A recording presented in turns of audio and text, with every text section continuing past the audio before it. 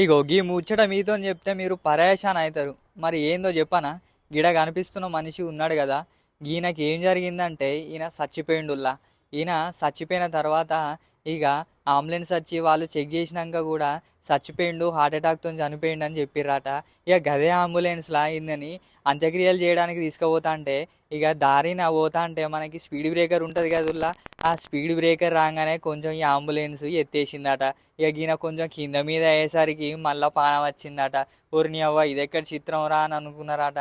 ఇక పానం ఈయనకి ఏళ్ళు కొంచెం అటు ఇటు ఆడుతూనే ఇక కొంచెం మళ్ళీ ఈయనకి టెస్టులు చేసి అవి చేసేసరికి మళ్ళీ బతికిండుల్లా.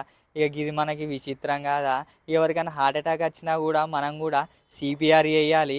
అట్లనే కొంచెం వీళ్ళని కొంచెం అటు ఇటు అన్నామంటే జల్దీ బతుకుతాడు, 99% బతుకుతాడు.